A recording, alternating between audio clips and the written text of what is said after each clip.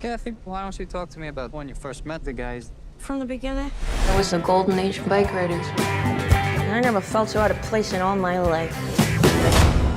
That's when I saw him for the first time.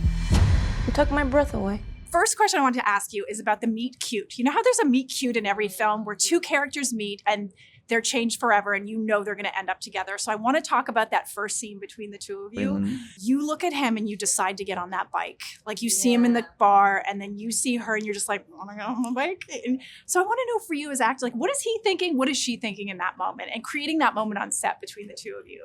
Well, I mean, I think for Kathy, there was an instant like, oh my God, who's this guy? But then, you know, that's kind of swallowed up by her meeting Johnny and the kind of, you know, all these men being incredibly boisterous and she's so intimidated and she leaves, you know, and then it's them coming out and kind of pushing her to do this thing. I think she's very glad she got on the bike, but I think it's that moment is quite complex. But I think she's like, who is this guy? He is such a enigma and a mystery and seems so sure in who he is and doesn't seem to need anything other than that, which I think, you know, makes her lean in. Every female can relate to that. Sorry. Yeah, the better of words, right? Like, it's a thing. So I think it was that, you know, and what's Benny thinking? Yeah. Well, I don't want to give away what I was thinking in those moments, but it's when you look somebody in the eyes and you're thinking so much and you're wondering if they can read your mind, and it's the way you study their face. So that's all that that you just did right there. Yeah, I felt that. Yeah. I'll get on the bike with you right now. Actually, along those lines, for you, like, did you create a backstory for your character? Because we get the feeling like he's this wounded bird, right? That everybody wants to protect. It's always important, but especially with somebody who is as mysterious as he is, I wanted to know for myself, what was my family life like? What was my relationship with my father? Why am I the youngest in this motorcycle club? And what makes me the type of person that would seek adventure and freedom outside of that? And so it was figuring out a lot of those things that helped me to see him as a human being and not just as this image, you know. This enigma.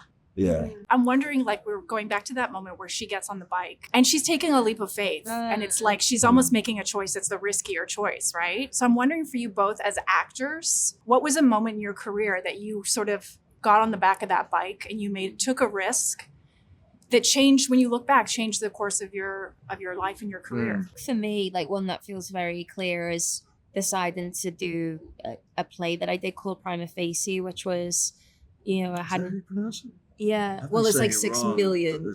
No, but then I think the Italian is prima facie. Okay. You're Italian. Okay, I'm Italian. And then you're Italian.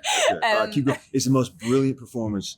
Did you see it? I haven't seen it. It was like watching Michael Jordan play basketball. It was unbelievable. I went with Jeff Nichols and Michael Shannon to see that. I know all the bike riders. Sorry, I cut you off. No, that was so lovely. Actually, that was so no, it was so brilliant. But yeah, anyway, that was just the thing of being like, I had not done a lot of theatre and it felt like a risk in a sense of like, I knew a lot of people were going to be like, oh, really? You're going to do a one-woman show? Like, let's see how you fare doing that, you know? And also just me being like, I have no idea how I'm going to be ready for this, but I'm going to give it my all. And just knowing personally how much I grew from that, I think that is probably what I would say. Yeah. And for you? I would say it was doing a play as well. Iceman Coming? Yeah. It was proving it to myself and I think that's those moments though, is when you're like proving something to yourself, then when that kind of switches. 100%. In this film, Johnny's character watches The Wild One and he's like, I'm going to be Brando. I'm going to be a guy like that. I'm going to go and I'm going to do the thing and I'm going to start this bike club. What was the movie each of you watched that you were like, I'm going to be an actor? What was the first one you can remember? There's a film called More Than Colour, which is a Lynn Ramsey film with Samantha Morton, which I remember. Educating Rita with Julie Walters was a big one as well. I've never seen that. Yeah, it's good. Michael Caine. Oh, wow, that's good.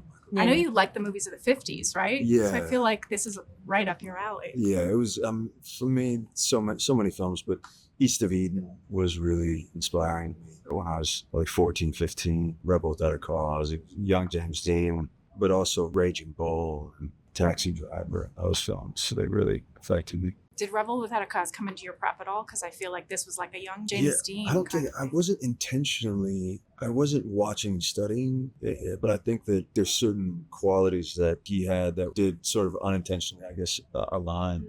He was such an individual and incredibly spontaneous, and he had this spark in him that I think I didn't consciously think it, but I'm sure that it was in there percolating somewhere. You don't belong nowhere else, so they belong together. But you're the man in charge. I'm John. We're the Vandals.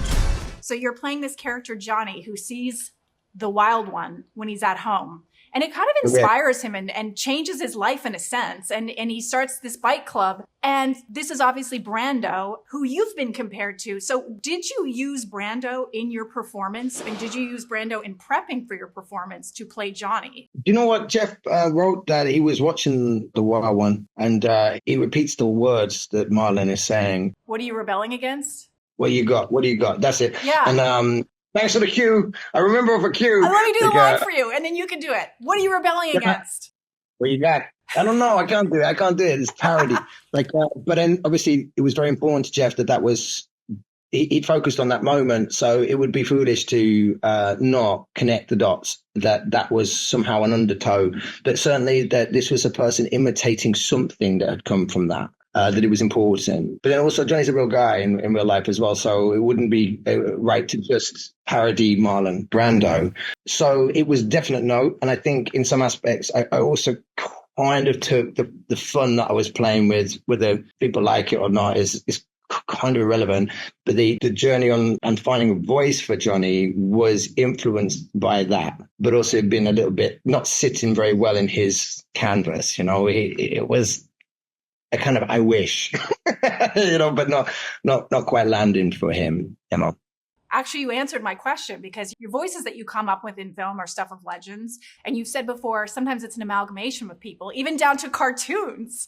And so if there was a little Brando, who else was in that voice and how did you create it? Elmer Fudd, Bugs Bunny. I do like to play with accents because I think some people are very phonetic, sensitive about accents. Like they have to be really specific. And I get that. I 100% get that. But I also think that there's a leeway in transition, like in when you're trying to create a character, it's not just the voice, it's the way someone moves, it's the way that they look, the way that they infer, the way that their face moves, their shadow moves, their tics, the walk, everything is connected. And sometimes if you listened to people who you're talking to and you just put them on a tape, you get so much less of a full experience of that person just by listening to their voice. And I don't know if anybody's recorded themselves for the first time and they heard their voice back. It feels very dislocating. People tend to feel a little bit embarrassed by that because a voice on its own is not really character. So I do play in that world because I think you can get away with a lot of leeway. And in return, you adopt more character than staying absolutely accurate. It's a little bit like going to a foreign country and thinking you speak the language with the accent perfectly. You don't, So no matter how hard you try or how hard you work on something, and I do work hard, you will never, ever, ever, ever, ever fool the dog that you're somebody else. At the end of the day, I think it's all fair to throw, in that aspect, with vocal silhouettes and camouflage and playing with that, why not swing big? So if you fall, it doesn't matter. My job is about being humiliated. You know what I mean? If I make a mistake, that's cool. But if you land something, sometimes you find the most lovely little runs with something, and it does somehow identify the character. So I get sometimes it's a little bit too much for some people. That's cool. But for the way that I operate, it's super important to try and find something different because I can't keep changing up. Yeah. You know what I mean? I'm one person, so you have to try. So this Vandals tattoo that you got and you sent Jeff a text message? I'm full of great ideas. Yeah. Is it on your arm? Yeah, on the back of my arm. It's a pretty cool tattoo, actually. In the main, wasted on the movie. So I thought I better get it, It's awesome. Jeff has said that Austin said that you messed with him a little bit on set, that he expected you to come in with a certain energy, and before action and after cut, you were joking around a lot, and that he didn't really expect that. So I'm wondering for you as an actor, how does that free you as an actor to just sort of before and after, and then the fact that you're able to just go right into it? Does it for you as an actor? Is that a choice that you make? I think myths usually asinine circulate about people, normally by those who haven't really worked with them, or they just don't know. Or if they have, sometimes you have like difficult days. But on the whole, after doing this for 20 something plus years, I've never been one to like choke a weasel about my work. Like I absolutely am so white knuckling into the process where I'm completely, totally self-obsessed and absorbed, which is really sad because, at the end of the day, it is a team sport. So I think part of the gig is to turn it on, then switch it off immediately. And if you can't, I get it if you're having a tough day. I get it if your nerves are there. I totally get it. Sometimes we have to really focus and knuckle down because it's intimidating, or there's a lot of money at stake, or you just can't get there. That's fine to be quiet, and I'm respectful of other people that need that.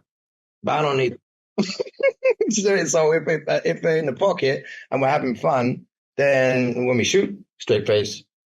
When we're not, where were we? And that's, and Austin's good fun, actually. And another thing about him is he can adapt as well. Like, I do like to mess around in between takes. Not stupid, and focus on the work. But it doesn't all have to be so tight. Before I let you go, I just have to say that line, the thing's going to do what a thing's going to do. 20 years from now, people are going to be talking about that movie moment. That was an insane line. Jeff is a beautiful writer, a beautiful filmmaker, and he tapped into something really beautiful and nostalgic and wonderful. And there's no surprise that we all wanted to jump on board. And that's just one of his lines there, yeah. I'm thinking of starting a writing club. All those clubs do is sit around talking about motorcycles. That's what we do. Jeff. Yes. 20 years ago, you fell in love with a book. You've been wanting to make this movie ever since. So you have to tell me what it was like for you as a director, seeing the Vandals all together riding down a road for the first time. Oh, man. And seeing it come to life. Oh, I mean, I dream this stuff, right? So when I write these scripts, I can see it in my head.